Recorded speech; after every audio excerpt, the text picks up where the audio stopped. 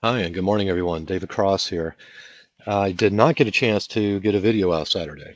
I had started on a project and I thought I'd be done with it, but it took a little bit more time in order to get this working across platforms. And so I spent Saturday and a good part of my Father's Day working on this, and some this morning even, to kind of wrap this up that I could present it.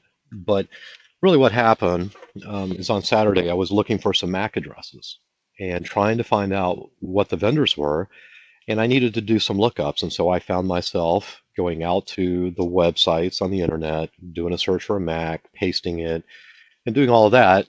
However, I know that there is a file out there on the internet from the IEEE standards that maintains basically a list of all the MAC addresses. So I know that there's something there that these websites are talking to and or use. And there's an application layer that's also used with this file, which is referred to as the OUI.TXT file.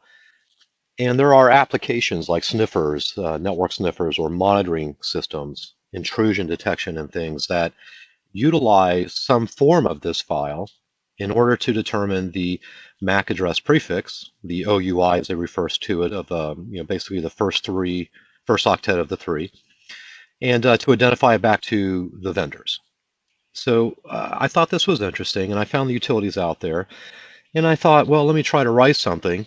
And so I started on this Saturday, and I started off with a real simple single MAC address lookup and the ability to do this quickly and also by vendor, and I found that it was too simple. And as I started to use it more, I had to get more complex. So that's kind of why I got delayed. So without any more ado here, I'm going to go ahead and just kind of walk through what I end up with and kind of show you an example first, and then kind of take a step back and walk through each part and what's happening. But again, the concept is I wanted to find out what MAC addresses were on my network because I needed to know what devices in a list of an application tie back to those devices. So I have, some lights and other things that are smart devices that have MAC addresses and IPs, but I couldn't identify who they were in my list. So I do know that I have things like ARP and that they're DHCP enabled and so on.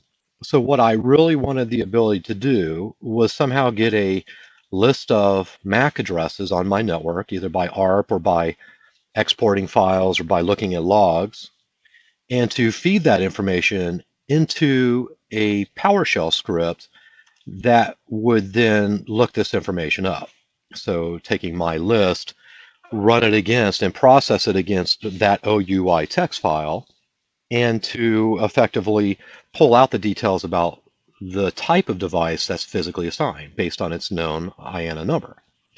Now, as you see here, I have some other things that aren't found, and that's, I think, locally administered addresses as well as broadcasts. Those are off my ARP for broadcasts. But the ones that actually are identifiable, being able to take their MAC, the OUI, which is the prefix, and then the vendor, so I know from a simple view what's on my network.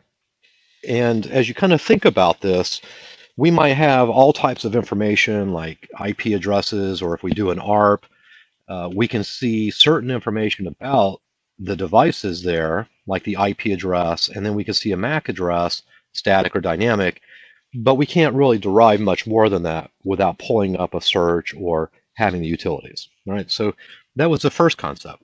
First, how do I identify this data? And so, like I said, I started with a single address, and I ended up going into the ability to pass an array of any number of addresses and came up with some various regex abilities to strip that data out of log files and so on.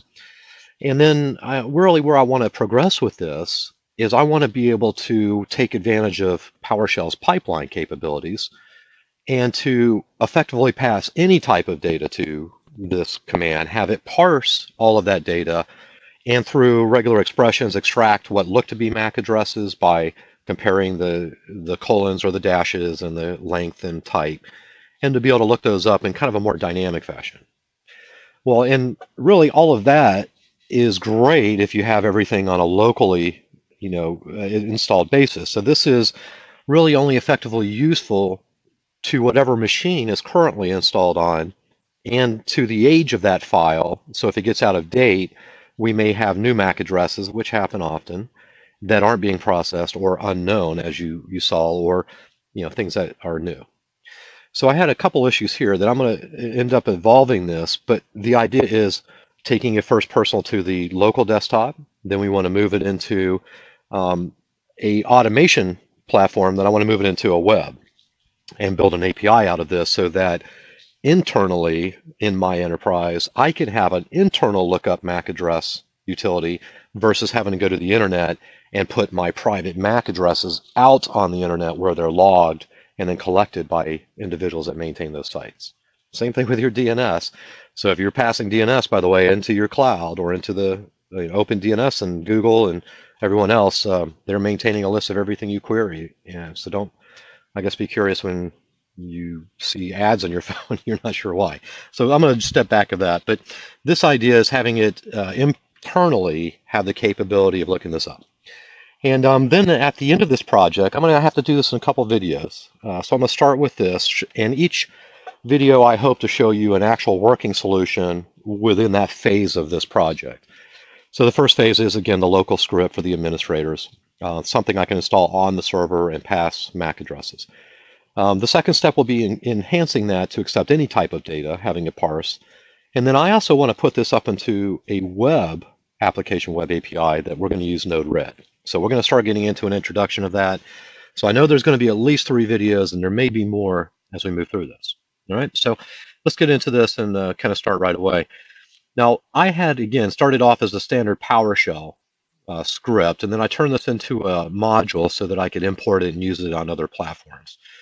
And one note to make mention of here is that I am going to use this on both Windows and in Linux. So there is a Linux PowerShell called PowerShell Core, which is version 6, and I have it installed on my CentOS system that I'm going to use and demonstrate.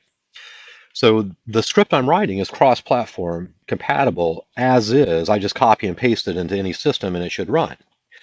And so we can take advantage of some of that capability as well. And I plan to do that at least from the local scripting capability. So the first thing is we start off with our function, and I'm going to call this get-mac vendor, since this is effectively a get function for this.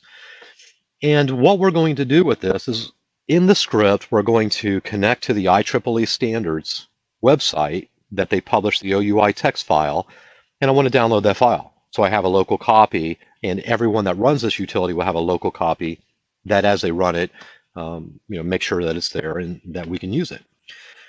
And we'll go over some other details of it, but we're going to do some other things like check dates and make sure it does this on a more frequent basis as well. So kind of getting into this, first of all, absolutely document your stuff for synopsis, description, and the modules. This information does get extracted out. And I do plan to extend all of this into more documentation as I work through the pipelines, because you'll need to have more detail on how this works. But going into the function and opening up our bracket and function, we're then going to implement the commandlet binding. And we're going to take command line parameters, which I'm going to define effectively 3 parameters that I'm going to use in my script. The first is, and none of these are mandatory because they can be interactively configured. One has the default value, which is the age check, which would be the age of the file. So let's go ahead and get that out of the way. But the other 2 are going to give us effectively the choice of type of search. So I wanted the ability to go out and say, give me the MAC of all these devices and then translate it to the vendor. But I also wanted to be able to say, get the MAC vendor by vendor search. And if I wanted to know all Apple devices, give me a list of all of the Apple MAC addresses. So again, if I were going to take this, and because Apple has several hundred, you may have to run this through a database to be able to do efficient queries or something else. But this gives you a good example of how that might work. Or, if you identify something else, what are the other options, like Dell or HP or whatever the vendor is. Okay, so these options were going to give me the ability that on the command line, by using the parameters, that I could specify either the vendor MAC search, which is the default parameter. So without the hyphen parameter name, if I just type in the MAC address, 1422, it's going to assume I'm looking for a MAC, and it'll produce back the result. But if I wanted to give it something like the vendor search, I need to fully qualify that to distinguish between the 2. Right? So once I have my parameters, there are a few PowerShell things that you can do in terms of processing, either before you begin processing, after, and during. And just for reference, I only started programming PowerShell about 3 months ago. So I'm kind of learning these things, and I have to do a lot of lookups too. And that's kind of why I held off doing the video. I had to do a lot of lookups to find the details. But in my scripts and in what I'm doing, I'm processing just the standard process. And so that as I input my parameters, I'm then immediately going to go into the process section of the script. And the very first thing I want to do or have done is I want to validate that within my home directory of my user, who I'm currently logged in as, represented by the tilde here, /OUI.TXT file.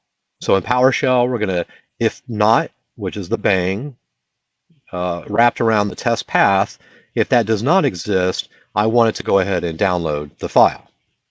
So in PowerShell, I'm just going to write the output here to tell us that. But the invoke then tells us to go out and download this file, outputting it to our personal directory OUI.TXT. Now, if that file does exist, what I want to verify then is that the date of the file is to a point that it's not too old that if I'm passing a data that's relatively new from devices, it wouldn't pick that up. So I'm going to pass it a default of 7 days, but you can change that, change the default. And so that every time it looks, if it checks now is 7 days greater than when the file was downloaded, it's going to delete those two files. And I'm going to show you the process here and start again and download. Okay. So again, we're looking at the age check, which is a default value of 7, but you can override that and or override the default. And then it does an age check, downloads, removes, and downloads the file again. If the age of the file is less than that, it's just going to go ahead and continue. And then we're going to do another file check where we are looking for a processed OUI.TXT file. Now, what do I mean by processed? Well, specifically, the file for the OUI is a little over 4 meg, or almost 4 meg in size. And it contains a lot of information I personally don't care about. But what I do care about is the portion of the MAC address. So I don't need all of these other lines, and there's no reason to load it or do anything with it. So I just want to kind of process this out. And I found that in my testing that I had initially started with the hex address, but that I had to do some changes that if someone had entered the MAC and they did not provide a separator like a colon or a hyphen, that I would have to add it. And I felt it was more work than removing it. So I effectively had that if you entered it in any syntax or frequency that has a hyphen or a dash, that it was going to convert it to this. And since they already had the base 16 available, I just went ahead and selected this line from this text as the processed file. And because I want to use that each time, I went ahead and saved it out from a variable into a file so that I could reload it if it exists without having to process the OUI.TXT file again. The file I/O is very expensive in terms of scripting, and in this phase of this, since we're doing it local, there's reason to be concerned with that. So I process it out. I then go out and say that if it does not have this, go ahead and process. Now, the contents of this and how this works is PowerShell has a GetContent, which allows you to read the file, and then I'm piping that to a select string, which is basically a regular expression, using a dash pattern, which is base 16. And that then identifies that only the base 16 line is going to be pulled into the MAC contents variable. And then I'm going to take that MAC contents and I'm going to write it out to the process text file. All right, so I'm going to read it in and write it right back out. And then this is going to save it as a binary file effectively, or a file that's not necessarily ASCII readable, that I'm then going to load again. If I determine that it exists, we then load that file into the MAC contents moving forward. So if it doesn't exist, create it, get it, read it, and create it. If it does exist, read it. We're then going to kind of create a string array, and we're going to go in and make sure that our MAC search in terms of what are we passing on the command line is greater than 0. Now, if there is no MAC address, or if there's not one, then we're going to go ahead and just skip it. The second thing we're going to do here is we're going to go ahead and create a ForEach loop that's going to help us extract the MAC from the passed array, or which is an array. It's going to be the first element or any number of elements. We also, at this point, and there's probably better ways to do this, but I'm just doing a simple check to make sure that what is in this MAC line is actually a valid MAC address or some string, as I found that when I was parsing this data, there may be empty space somehow that gets into the list. So I just kind of simplified it to double check it at this script level. And then further, what we want to do is we basically want to say, enter anything you want. It can be the 6 characters without a dash. It can be hyphen separated or colon separated. And if it has any of those 2 characters, I want to replace them with nothing and strip it all out. And then I want to create effectively the MAC address. So the MAC address that we have defined then is the search string that we're looking for. And it's going to pull out the first 6 bytes, which are the OUI that we're looking for as stored here. Okay. We're also going to convert it to a string and convert it to uppercase so that everything is compatible. And then lastly, we're going to go ahead and do just a simple grep against that variable, which now that it is in a variable, it's going to give us a higher performance than the string in the file. And then we're going to create the found MAC address, which really should just be 1, but there might be more. Telling it again just to do a select string on the individual MAC address that we've created here by pulling out just the first 6 characters of the string. Okay. If the found MAC is found, so if we found a MAC address, we're just going to create a string, and we're going to replace out the base 16. I felt it was extraneous.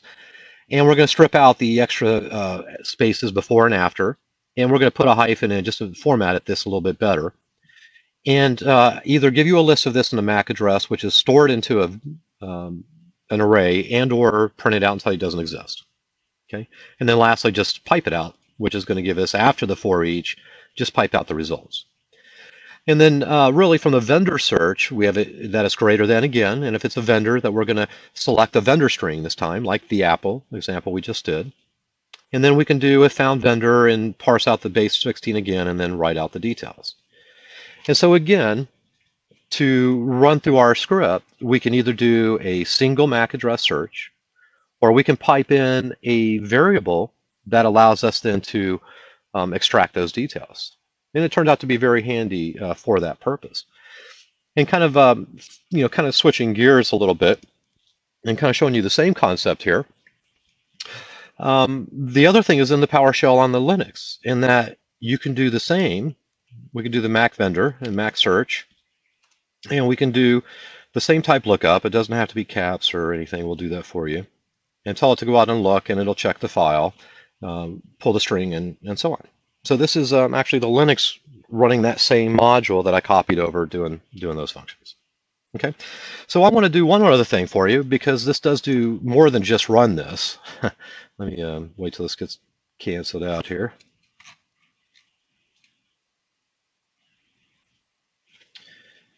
All right, and so what I want to do now is I want to go ahead and remove the files that I'm processing.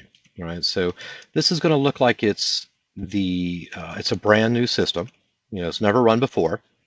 And what I hope that I should find here then, when I go ahead and run this, and let's just do, let's see if this has it there. Now the first time it's going to run, this vendor is going to tell us, hey, that OUI.TXT file doesn't exist. Now we're going to watch this for a second, and it's going to go out and, as you see, download. And it's going to come back and effectively say, now I have this file, there's no process file. So what this is now doing then is, again, pulling out those base 16 lines that we were talking about in this file, so that we pull out just the MAC that we're going to use for the comparison. And we're going to save it out to a string file that the next time we run this, we're going to load that same file. So we won't have to do this each time. But we are going to check the age of the file to ensure that it meets our requirement of frequency, right? So that it's something younger than that. Now this first time it processes, there's a lot of vendors out there, some 20-something thousand. But now if I run this again, you'll notice it finds the file, and we get almost instantaneous responses there. Now the next phase of this, as we kind of move on, is I want to be able to take information, say, out of a log, or I want to be able to take information out of a database somewhere like IP control and export the IP addresses.